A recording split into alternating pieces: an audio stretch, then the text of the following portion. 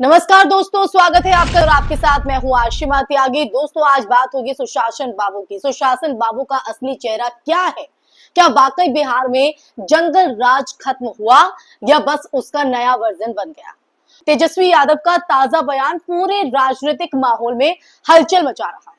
उन्होंने खुलकर कहा है कि नीतीश कुमार और बीजेपी के 20 साल के राज में बिहार में 70,000 हत्याएं हुई हैं।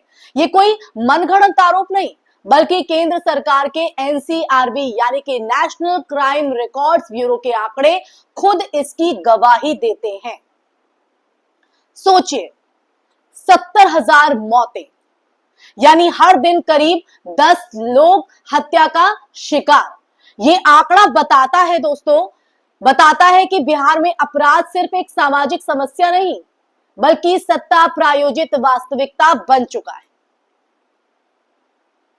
और आयरनी में यह है कि जो नीतीश कुमार कभी सुशासन का पोस्टर बनकर उभरे थे, वही आज उसी शब्द के प्रतीकात्मक मजाक बनकर रह चुके हैं।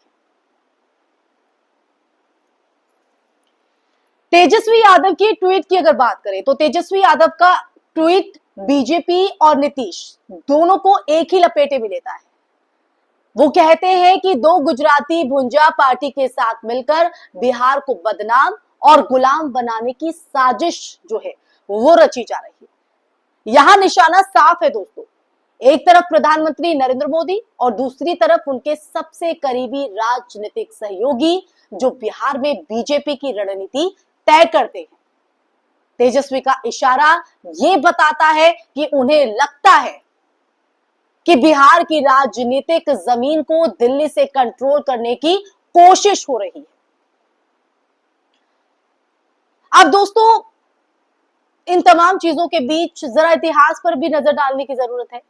2005 की अगर बात करें, 2005 में नीतीश कुमार ने लालू राबड़ी राज को जंगल राज कहकर सत्ता हासिल की थी। उन्होंने वादा किया था कि कानून का राज लाएंगे, लेकिन 20 साल बाद वही बिहार अपराध के मामले में टॉप राज्यों में शामिल है। एनसीआरबी की रिपोर्ट बताती है कि हत्या, बलात्कार, लूट और अपहरण जैसे अपराधों में बिहार लगातार शीर्ष 5 राज्यों में बना हुआ है। तो सवाल ऐसे में उठता है कि अगर जंगल राज लालू का था, तो सुसंस्कृत अपराध नीतीश बीजेपी के दौर में क्यों नहीं कहलाता? और ये सवाल वाजिब है। मोदी जी जब बिहार आते हैं तो हर बार एक ही टोन में भाषण देते हैं। बिहार पिछड़ा है क्योंकि वो पहले की सरकारों ने विकास वहां पर नहीं किया। लेकिन तेजस्वी यादव का कहना है, उनका कहना है कि मोदी बिहार आते हैं नफरत वाला चश्मा पहनकर और झूठ बोलने के अपने ही रिकॉर्ड तोड़ने के इरादे से।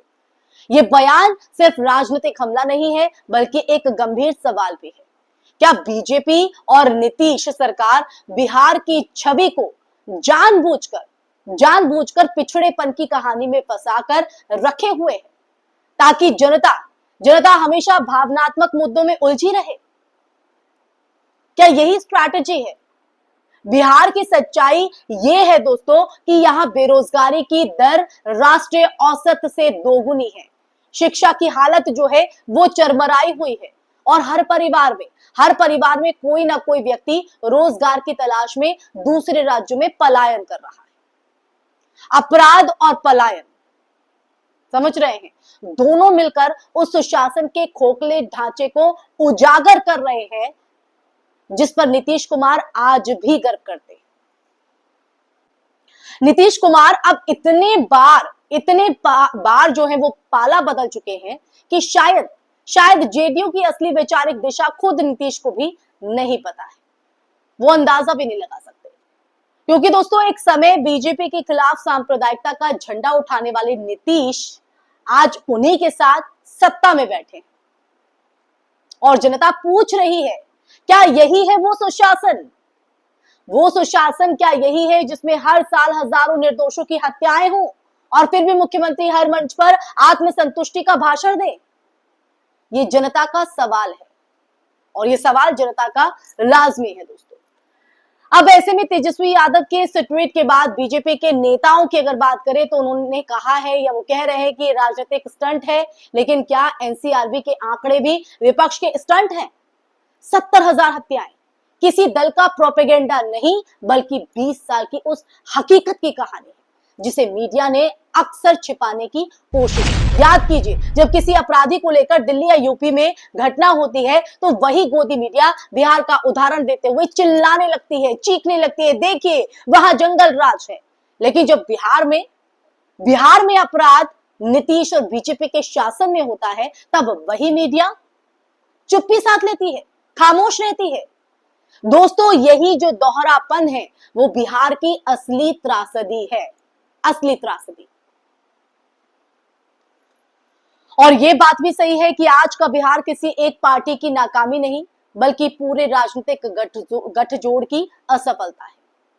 नीतीश कुमार हो या बीजेपी, दोनों ने बिहार को विकास नहीं बल्कि वोट बैंक और नैरेटिव पॉलिटिक्स का मैदान बना दिया है, अखाड़ा बना दिया है। तेजस्वी यादव का यह बयान भले ही चुनावी माहौल में राजनीतिक प्रतीत हो, इसे किसी भी तरीके से पेश किया जाए, लेकिन ये बिहार के दर्द की सच्ची गूंज भी है दोस्तों। क्योंकि जब किसी राज्य में 70,000 हत्याएं हो जाएं और सत्ता फिर भी सुशासन का झंडा फहराती रहे, अपना गुणगान करती रहे, तो इसका मतलब ये साफ है कि जनता के भरोसे की हत्या हो चुकी है और उसकी कोई अहमियत नहीं। तो अगली बार जब कोई नेता मंच से बोले, भाषण दे, बड़ी बड़ी बातें करे, बिहार में सुशासन है, तो जरूर पूछिएगा सुशासन किसका? उन 70,000 परिवारों का जिनके घर उजड़े, या उन नेताओं का जिन्होंने उस खून से सत्ता की सीढ़ियां चढ़ी? ये सवाल पूछना होगा दोस्तों। बिहार आज जवाब चाहता है, बिहार की जनता जवाब चाहती है, और जवाब सिर्फ आंकड़ों से नहीं बल्कि जमीन की सच्चाई से मिलेगा। इसी के साथ इस चर्चा में फिलहाल के लिए बस इतना ही। ये चर्चा आपको कैसी लगी कमेंट बॉक्स में कमेंट करके जरूर बताइएगा। बिहार की सियासी गर्मी को लेकर आप क्या समझते हैं कि वहां पर किसका पलड़ा भारी होना चाहिए या जनता का मूड किस तरह से होना चाहिए, वो आप कमेंट बॉक्स में जरूर कमेंट करके बताइएगा दोस्तों।